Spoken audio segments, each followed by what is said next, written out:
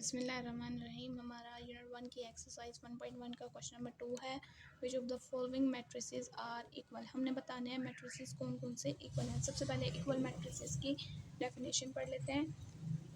Late A and B two matrices then A is said to be equal to B and denoted by A is equals to B if and only if. A और B दो matrices हैं, दोनों बराबर हैं। वो कह रहे हैं हम इसको इस तरीके से डिनोट करते हैं। इसकी दो कंडीशन है बराबर होने की। The order of A equals to order of B. जो मैट्रिक्स ए का ऑर्डर है वो बराबर होना चाहिए मैट्रिक्स बी के ऑर्डर का। There corresponding entries are equal. दोनों की कोरस्पॉन्डिंग एंट्रीज भी इक्वल होनी चाहिए। एग्जाम्पल देखते हैं। एग्जाम्पल है A is equal 1 3 minus 4 2 and B is equal 1 2 plus 1 3 होता है, माइनस 4 4 माइनस 2 2 होता है। Are equal matrices. देखें ए का पहले ऑर्डर देखते हैं। पहली कंडीशन थी order of A equals to order of B. A का ऑर्डर क्या है, कितनी रोज है 1 2 2 रोज है और कितने कॉलम है 2 कॉलम है। बी का ऑर्डर देखते हैं 1 2 2 रोज है और कितने कॉलम है 1 2 2 कॉलम 2 बाय 2 2 रोज 2 कॉलम 2 रोज 2 कॉलम। दोनों का ऑर्डर सेम है। दूसरी कंडीशन क्या है, कोरस्पॉन्डिंग एंट्रीज इक्वल होनी चाहिए। यहाँ पर 1 है तो यहाँ पर भी 1 है, यहाँ 3 है तो यहाँ भी 3 है। 2 प्लस 1 करेंगे 3 हो जाता है। -4 यहाँ पे 2 है तो 4 माइनस 2 यहाँ पे करेंगे तो यहाँ पे 2 आ जाएगा। चलते हैं अपना क्वेश्चन नंबर 1 करते हैं। क्वेश्चन नंबर 2 पहला दिया हुआ है ए। इसका ऑर्डर लिखते हैं पहले। इसका ऑर्डर क्या है, 1 रो है 1 बाय कितने कॉलम है 1 1 बाय 1। 3 है बी मैट्रिक्स दिया हुआ है। पहले हम इसका ऑर्डर लिखते हैं। कितनी रोज है 1 रो है 1 बाय कॉलम कितने हैं 1 2 2 कॉलम है 1 बाय 2। सी है हमारे पास। पहले सी मैट्रिक्स को सोल्व करेंगे। 5 माइनस 2 इक्वल्स टू 3। अब हम इसका ऑर्डर लिखेंगे। कितनी रो है 1 रो है 3 और 1 कॉलम है, ठीक है। डी का ऑर्डर लिखते हैं 1 बाय 1 रो है इसके अंदर और कितने कॉलम है 1 2 2 कॉलम है। एंट्रीज जो हॉरिजॉन्टली प्रेजेंट होते हैं उन्हें हम रोज कहते हैं और जो एंट्रीज प्रेजेंट हो वर्टिकली उन्हें हम कहते हैं कॉलम, ठीक है। पहले लेक्चर में हमने यही सीखा था। अब ई का ऑर्डर लिखते हैं। ई के ऑर्डर में कितनी रो है 1 2 2 रोज हैं 2 बाय कॉलम कितने हैं 1 2 2 कॉलम है। एफ मैट्रिक्स है हमारे पास। कितनी रोज हैं 2 रोज हैं 1 2 2 बाय और कॉलम कितने हैं 1 2 बाय 1।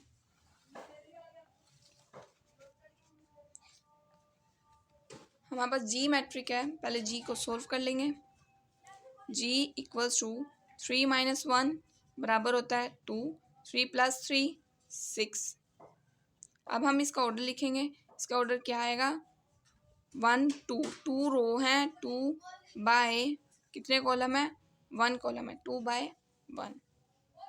एच है हमारे पास। एच का ऑर्डर पहले लिखेंगे। कितनी रोज है 1 2 2 रोज है 2 बाय और कॉलम कितने 1 2 2 कॉलम है इसके अंदर 2 रोज हैं 2 कॉलम है, ठीक है। आई करते हैं। आई को पहले सॉल्व करेंगे। 3 प्लस 2 इक्वल्स टू 5। अब हम इसका ऑर्डर लिखेंगे। क्या ऑर्डर है, कितनी रो है 1 रो है 1 बाय कॉलम कितने 1 2 2 कॉलम है 1 बाय 2। जे मैट्रिक है हमारे पास। पहले जे को सॉल्व करेंगे। 2 प्लस 2 कितना होता है 4। 2 माइनस 2 कितना होता है 0। 2 प्लस 4 6 2 प्लस 0 2। अब हम इसका ऑर्डर लिखेंगे। इसमें कितनी रोज हैं 2 रोज हैं 2 रोज और कॉलम कितने 2। अब हम देखते हैं कौन कौन से मैट्रिसेस बराबर है। मैट्रिक्स इक्वल होने की दो कंडीशन थी। पहली कंडीशन ये थी ऑर्डर दोनों मैट्रिसेस के सेम होने हैं, और दूसरी कंडीशन थी कॉरस्पॉन्डिंग एंट्रीज भी सेम होनी चाहिए। ए में देखते हैं हम, ए का ऑर्डर क्या है 1/1, और सी का मैट्रिक ऑर्डर देखते हैं हम क्या है 1/1, दोनों के ऑर्डर सेम है। अब एंट्री देखते हैं, ए की एंट्री में क्या है 3 और सी की एंट्री में क्या है 3, तो हम ए को कह सकते हैं मैट्रिक ए बराबर है मैट्रिक सी के, क्योंकि दोनों के ऑर्डर सेम है और दोनों की एंट्रीज भी सेम है। तो हम यहाँ पे लिख सकते हैं मैट्रिक ए जो है बराबर है मैट्रिक आई के। दूसरा है हमारे पास मैट्रिक बी का ऑर्डर क्या है 1/2, ठीक। डी का देखते हैं, इसमें भी ऑर्डर 1/2, दोनों का ऑर्डर सेम है। अब एंट्रीज देखते हैं, एंट्रीज इधर 3 है और इधर 5 है। डी की एंट्री में इधर 5 है, इधर 3 है। यहाँ पे 3 होता तो हम इन दोनों को इक्वल कह सकते थे, यहाँ पे 3 और यहाँ पे 5, ये दोनों सेम नहीं है एंट्रीज, तो हम बी की मैट्रिक्स बी का ऑर्डर अगर हम देखें और एंट्रीज देखें तो आई से मिलती है मैट्रिक आई के। बी मैट्रिक में भी 3 और 5 है, उधर भी 3 और 5 है, उसका भी ऑर्डर आई 1/2 है, और बी का भी ऑर्डर 1/2 है। तो हम कह सकते हैं मैट्रिक बी जो है बराबर है मैट्रिक आई के।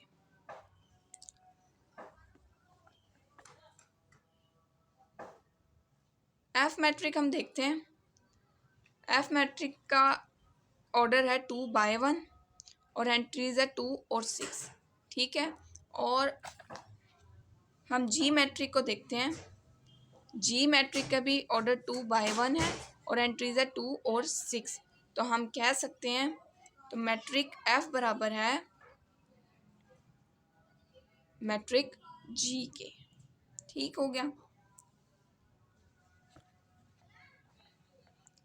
ई मैट्रिक देखते हैं हम, ई मैट्रिक में हमारे पास क्या है 2/2, ऑर्डर कितना है 2/2, 2 रोज हैं 2 कॉलम है, यहाँ पे 4 0 6 2। अब ई मैट्रिक और एच मैट्रिक को देखें, एच मैट्रिक में भी ऑर्डर क्या है 2/2, एंट्रीज क्या है 4 0 6 2, दोनों की एंट्री सेम है और दोनों की कोरस्पॉन्डिंग एंट्रीज सेम है, ऑर्डर भी सेम है। तो हम कह सकते हैं मैट्रिक ई बराबर है मैट्रिक एच के। और हम जे की एंट्रीज देखते हैं, जे की भी एंट्रीज और ऑर्डर सेम है, ई और एच के 4 0 6 2, ई और एच मैट्रिक में भी था यही एंट्रीज थी, और 2/2 ऑर्डर उन दोनों का भी सेम था। तो हम कह सकते हैं ई मैट्रिक बराबर है एच मैट्रिक के और एच मैट्रिक बराबर है जे मैट्रिक के, ये तीनों मैट्रिक एक दूसरे के बराबर हैं। हमारा क्वेश्चन नंबर 2 कंप्लीट होता है। क्वेश्चन नंबर 3 एक्सरसाइज 1.1 का find the values of a b c and d which satisfy the matrix equation.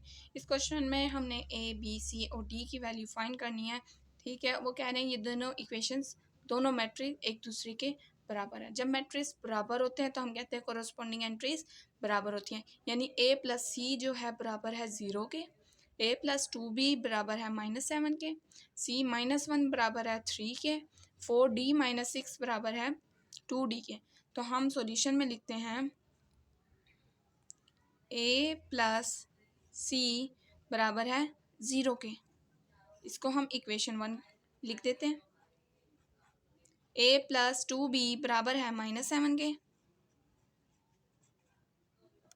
इसे हम इक्वेशन 2 कह देते हैं। c -1 बराबर है 3 के, इसे हम इक्वेशन 3 कहते हैं। 4d - 6 बराबर है 2d के, 6 बराबर है 2d के, तो इसे हम इक्वेशन 4 कह देंगे। सही हो गया। अब हम देखते हैं पहली इक्वेशन जो है a plus c equals to 0, हम ये नहीं ले सकते, वो इसलिए क्योंकि a भी अननोन वैल्यू है, c भी अननोन वैल्यू है। दूसरी इक्वेशन देखते हैं a प्लस 2b, इसमें a भी अननोन है, b भी अननोन है। तीसरी इक्वेशन हम लेंगे c -1 इज इक्वल्स टू 3, क्योंकि इसमें c अननोन है, 2 वैल्यू हमारे पास है, इससे हम c की वैल्यू निकाल सकते हैं। From equation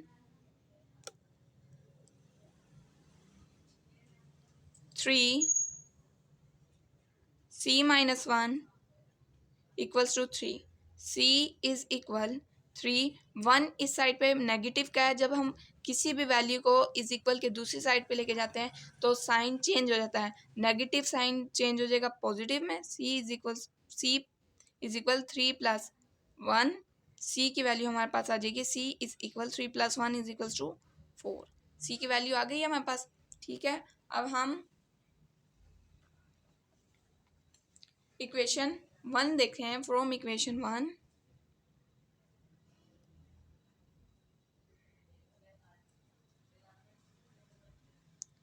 a plus c is equals to 0. हमने अभी c की वैल्यू निकाली है. c कितना आया था 4. c is equals to 4. Put the value of c in equation. हम इक्वेशन 1 में डाल देंगे.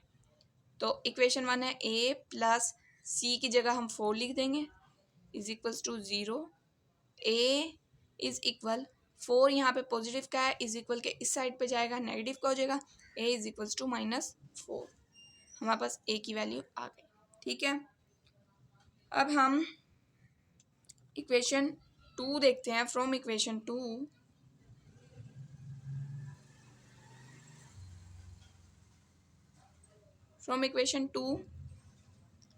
a प्लस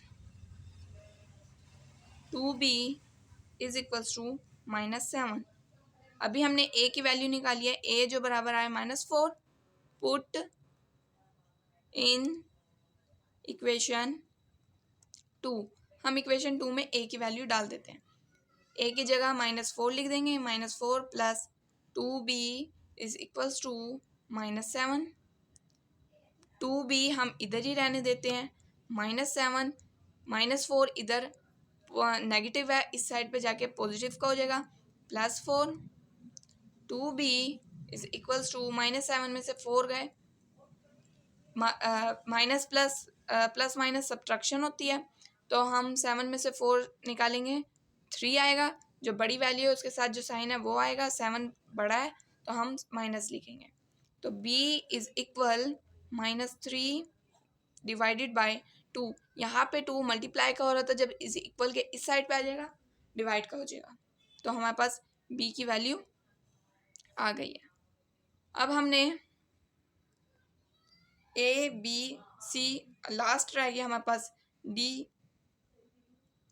हमारे पास है from equation 4d -6 is equals to 2d. ये इक्वेशन हमारे पास 4 है, तो हम 4d को इधर ही रखेंगे. 2d को जब हम इस साइड पे लेके आएंगे, ये पॉजिटिव का है तो इस साइड पे जाके नेगेटिव का हो जाएगा. 2d equals to 6. यहाँ पे नेगेटिव है, इस साइड पे जाके पॉजिटिव का हो जाएगा क्योंकि इक्वल्स के दूसरी तरफ जा रहा है. 6. 4d में से 2d गए, कितने बचे 2d इज इक्वल्स टू 6. ठीक है,